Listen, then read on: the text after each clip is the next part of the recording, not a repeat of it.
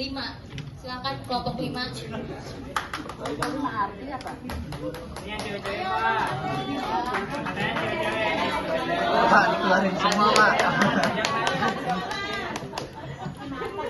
Makanya nanti dapat nomornya katanya.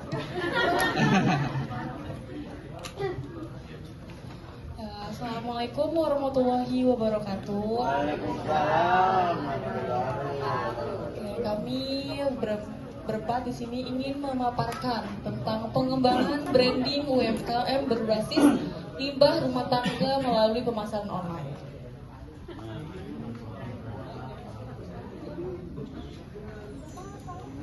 Oke, di sini saya akan memaparkan tentang latar belakang.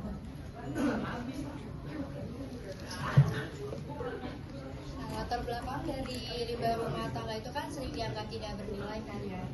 Terus sama pemanfaatan limbah menjadi produk kreatif membuka peluang UMKM. Misalkan ibu-ibu bisa menjual kayak kotak tisu dari apa? Iya, dari Rinso, dari kapal api boleh. Terus tantangan utamanya kurangnya strategi pemasaran dan branding, kayak kurangnya pemasaran kepada konsumen atau terus inovasi pemasaran online dapat meningkatkan daya saing produk.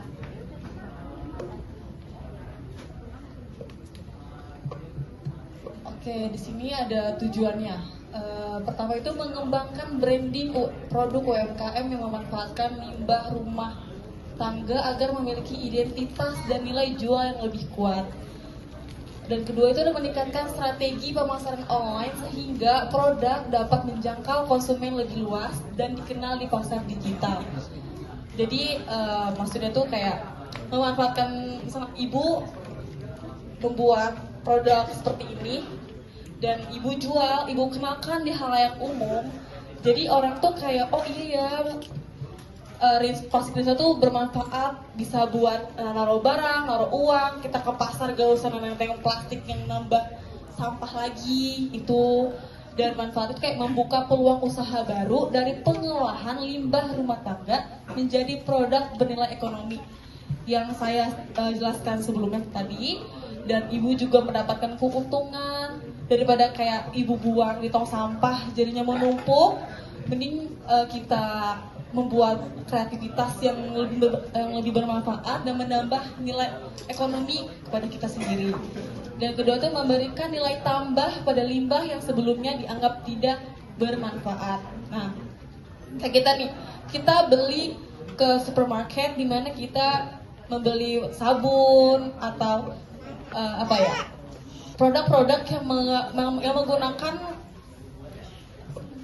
menggunakan kantong plastik atau produk yang berkemasan plastik. Itu kan kalau kita udah menggunakan pasti dibuang kan ya, otomatis.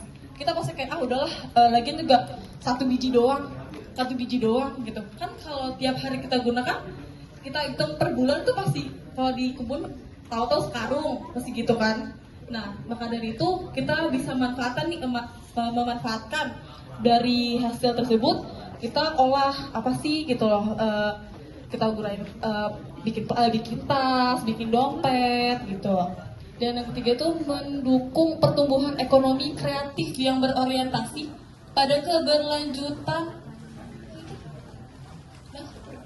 dan ramah lingkungan. Nah, manfaatnya juga banyak. Pertama, ke lingkungan juga jadi lebih bersih. Pertama itu tidak ada menumpuknya dan jadi pertama tidak ada nyamuk lah ya gitu. Karena kalau udah menumpuk nih sampah-sampah udah pasti otomatis banyak nyamuk dan itu juga mengganggu kesehatan lingkungan di sekitar kita.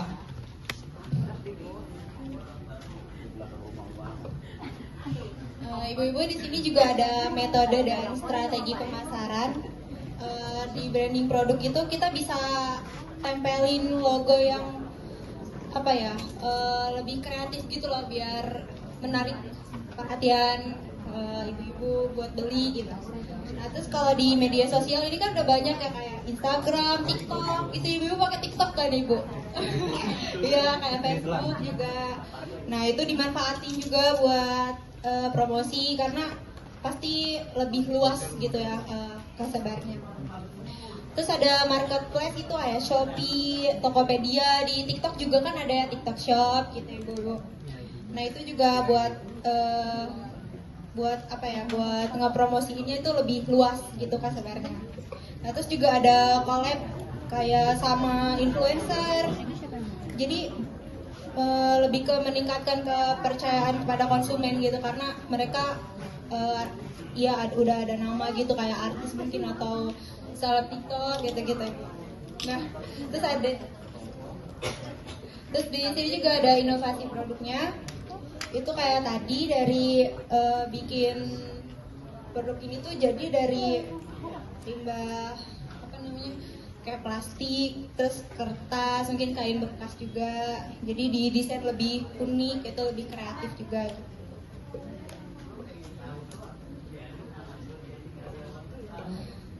Konsep produk ramah lingkungan itu reduce, reuse, recycle.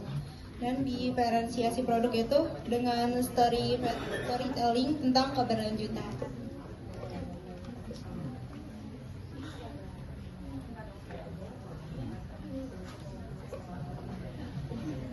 Nah, di sini ada analisis pasar dan target konsumen.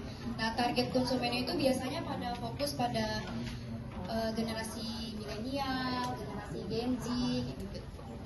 Yang memiliki kepedulian tinggi terhadap lingkungan. Nah, segmentasi pasarnya menyasar masyarakat urban, pencinta produk, handmade, serta komunitas yang mendukung gerakan ramah lingkungan.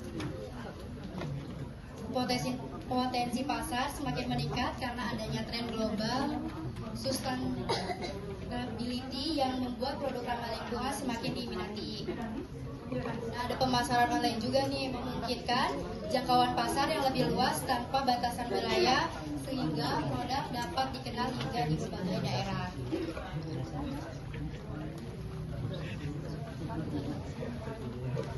Jadi pemasaran online menggunakan jangkauan pasar dapat dikenal hingga ke berbagai daerah. Kalian pasti tahu lah ya, pengguna Shopee, Tokped itu kan bermacam-macam toko dan tokonya juga bermacam-macam pula, bisa dari Bali, dari Aceh, dan itu manfaatnya ya pasti produk kita dikenal dari semua kalangan, semua umur, semua daerah, itu manfaatnya terutama di situ.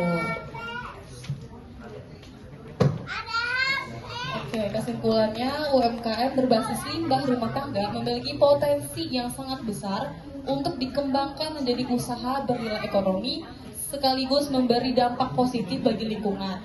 Melalui strategi branding yang kuat dan inovasi pemasaran online, produk dapat lebih mudah dikenal, bersaing di pasar, serta menarik minat konsumen yang semakin peduli pada isu keberlanjutan. Program ini bukan hanya membuka peluang usaha baru, tetapi juga mendukung pertumbuhan ekonomi kreatif yang ramah lingkungan. Selain itu, inisiatif ini sejalan dengan tren sustainability global yang semakin relevan, sehingga menjadikan proyek ini berdaya guna bagi masyarakat, lingkungan, dan perkembangan UMKM ke depannya. Nah, dari yang kita paparkan, ada yang mau ditanyakan dari Bapak, Ibu, audiens? Ya, ada. Mantap!